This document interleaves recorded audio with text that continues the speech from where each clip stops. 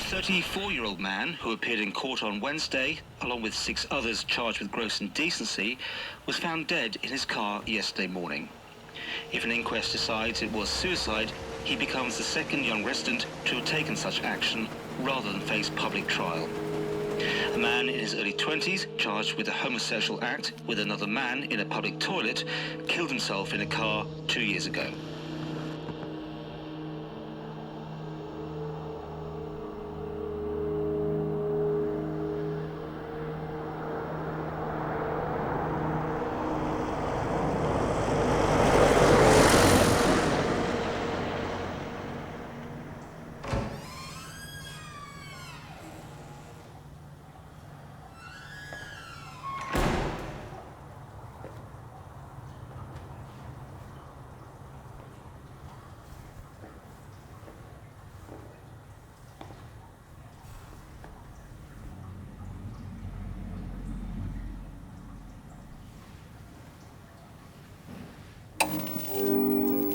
The island is proud of its democracy, which entitles any Manx citizen to petition the local parliament for change here at the Tynwald. That happens later. But first, people enjoy themselves at what feels like a curious 1940s garden party. Stalls, bring and buy, and bigotry. The Manx gays are taught to behave themselves, keep quiet, and wait for the politicians to act on their behalf. A courageous gay man comes to the Tynwald, petitioning his parliament to change the law. The action taken was a direct consequence of the Manx government failing to honour its international obligations. But will his fellow citizens give Alan Shea's petition the humane consideration it deserves, or will they persist in treating him and his fellow gays as outcasts? Some of them at least are not taking to this lightly, and the police are moving in and asking them to cool it and to take the banners down. People were shouting, the guy in front of me saying, hang them, smoke, kill them, and you said nothing at all. Actually, I would without question bring back the birch, and I would birch the homosexuals.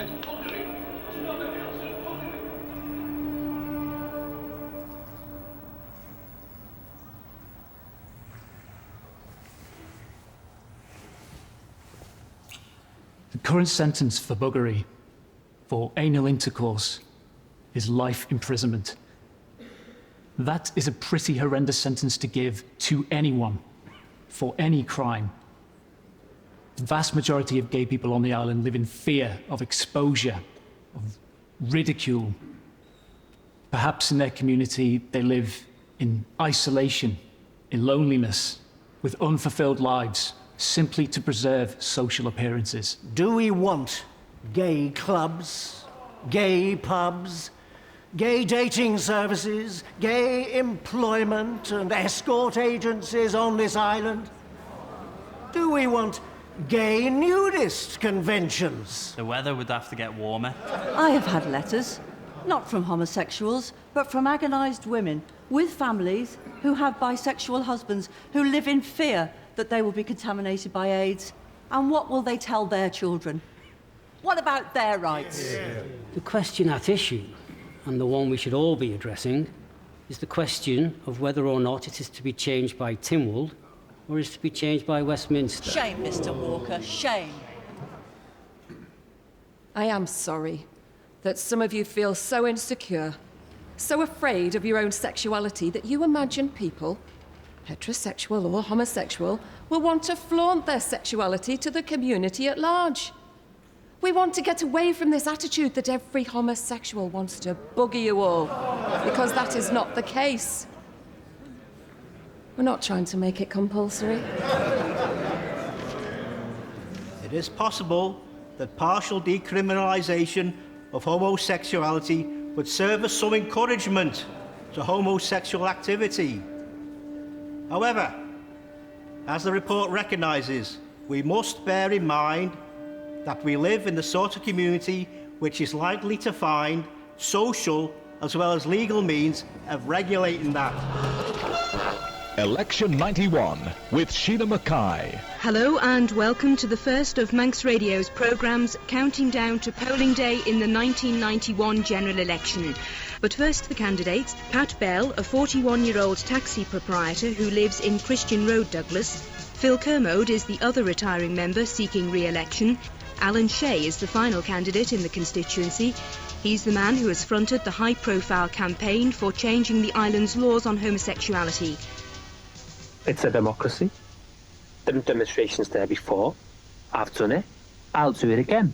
What I object to is when he goes round and writes in his manifesto and he says he's interested in heritage, and he goes down on our national day with all his willy woofers from across, poncing about having kissings and that. I make no apology for my prominence and my campaigning in the Elevanna gay group for changing the law on homosexuality. I became political 2 years ago over a suicide on the Isle of Man. A guy killed himself because he was gay and he was arrested for it. And I was basically pushed into politics out the blue. Mr. Shea knew what the laws were in the Isle of Man before he come here. The majority of the Manx people do not want a change in the law. We have seen in other places throughout the United Kingdom where homosexuality has encouraged the type of things that we don't work. We've seen rent boys, we've seen young boys lured into prostitution. We've also been told that AIDS was the biggest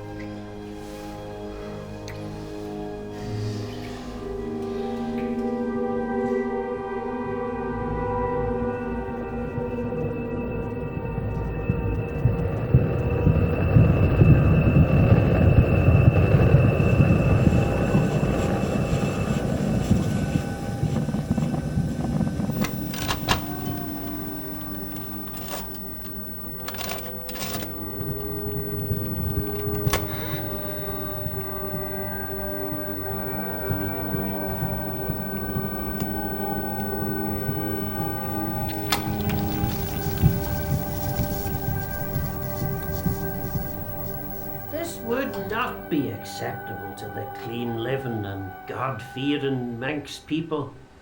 A few will be naive enough to think that nothing much will change and that there won't be pimps, prostitutes, rent boys and gay and lesbian bars on the streets of Douglas.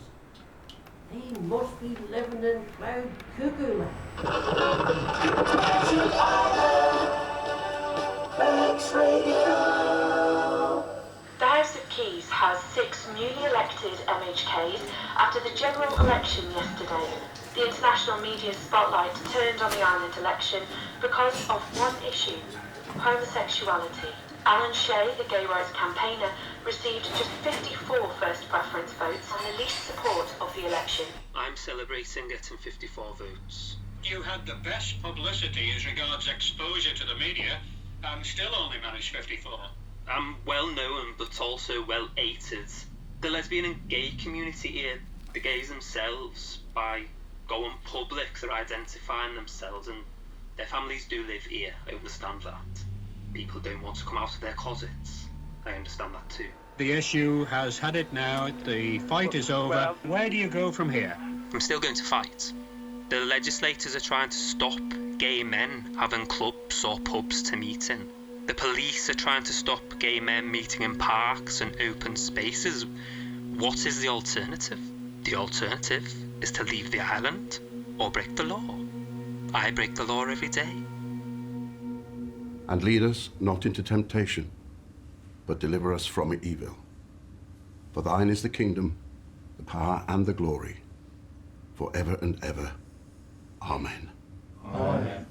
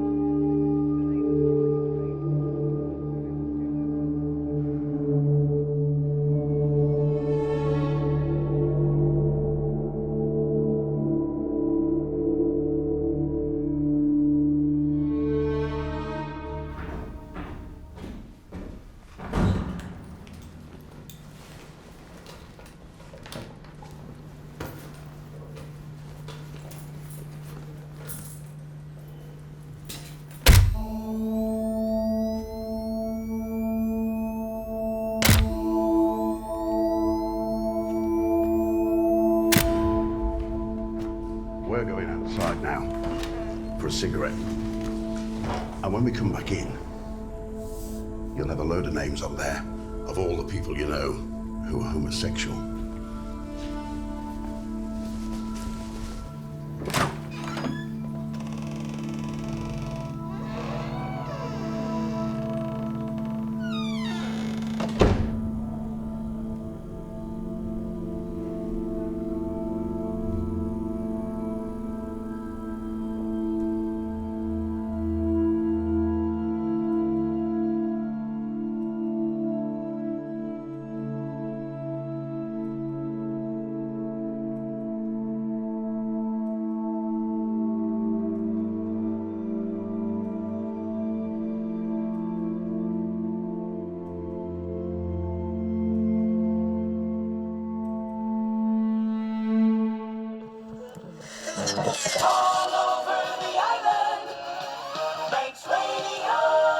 A Douglas man has been found dead in his car hours after appearing before magistrates in the town accused of gross indecency. Martin, a 35-year-old divorcee and father of a young son of Richmond Lane Douglas, was one of 7 men who appeared before magistrates on Wednesday afternoon.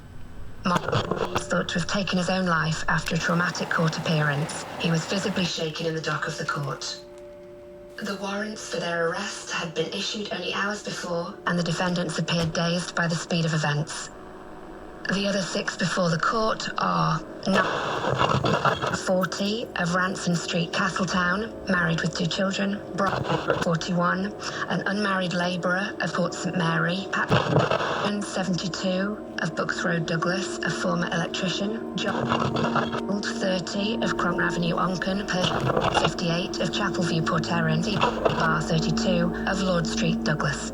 After his appearance, 14 more men were arrested and brought before the courts. They were Chris Geller, 56, of Groudle Park, Lonnon, Samuel 62, of Ballacry Park, Colby, Albert 27, of Barul Rise, Dave 45, of German Close, Ramsey, Bert 26, of Carradue Close, Dan 36, of Mill Street, Ramsey, 30 of Victoria Road, Santon, 34 of Villiers Close, Douglas, 64 of Gable Close, Bry, 33 of Scarlet Rise, Castletown, 67 of Strathbane Drive, Laxey, 4 of Orry Street, Douglas, 48 of Silverdale Chase, Ballasalla, and 47 whose address was given care of a motorhome in Ramsey.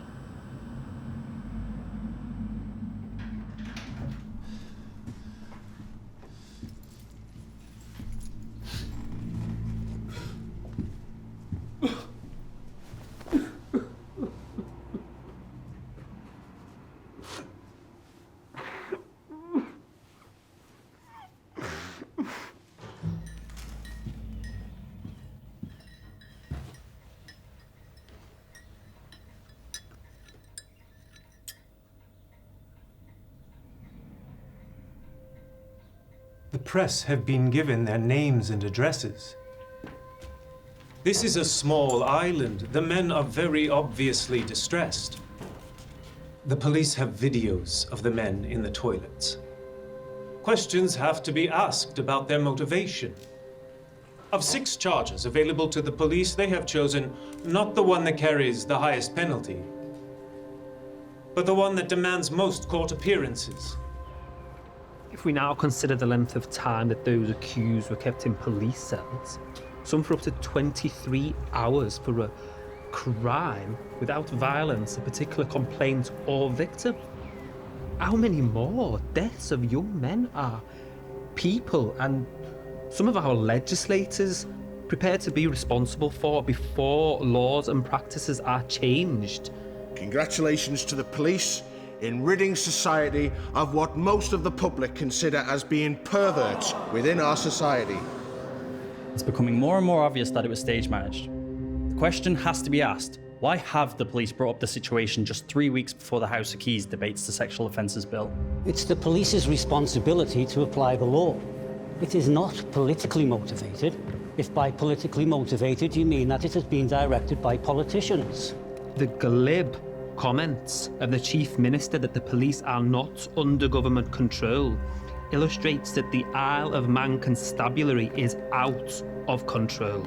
I wrote to the Chief Minister asking for an inquiry to be carried out. While that was being carried out, I called for the Chief Constable to be suspended. But I want to say now, absolutely categorically and as emphatically as I can, that there is no political collusion whatever. So any comment about that is completely fallacious. People are somewhat concerned, though, about the timing. How is it that these arrests have happened at this particular time? Well, that is complete coincidence.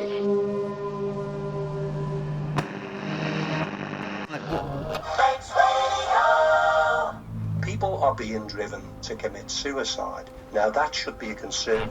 We feel that the media is morally responsible for much heartache and should stand back and take a look at the way news is reported. The alleged crime that's been committed here is not the actions of the group of men involved, it's the attitude of those who set themselves up as our moral guardian. No one said life has to be easy.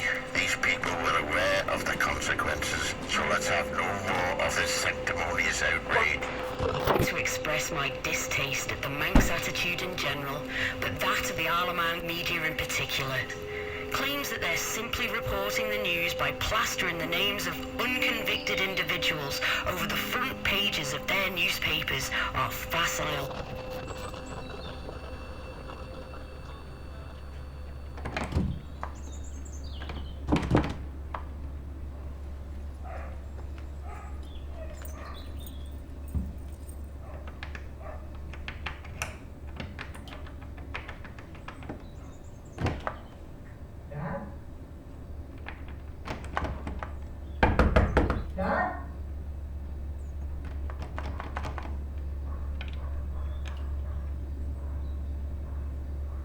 Mr. Speaker, I have not sought to discuss homosexuality in moral terms.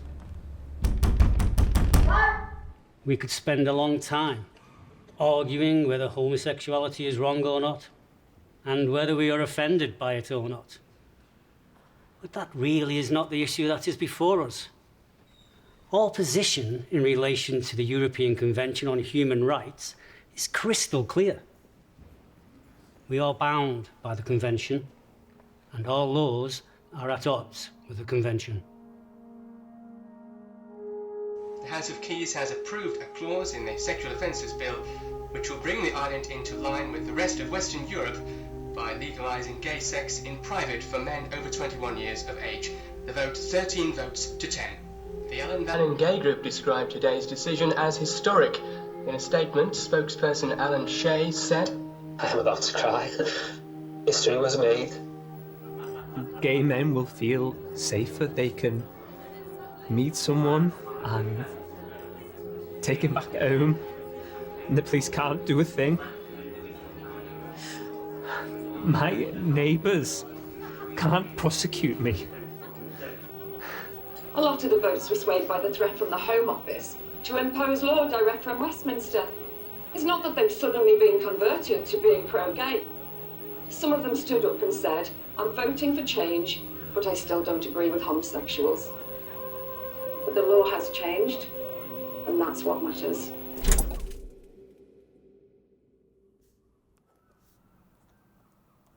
Perhaps in 20 or 30 years' time, perhaps, when national pride and hysteria over sexuality have found their place in the museums, perhaps then there will be a gay club on the Isle of Man.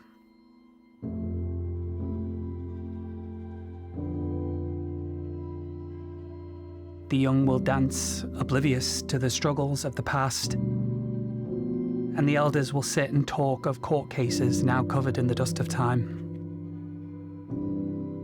Perhaps then, we'll remember those that found the strain of doing what came naturally in a restrictive society.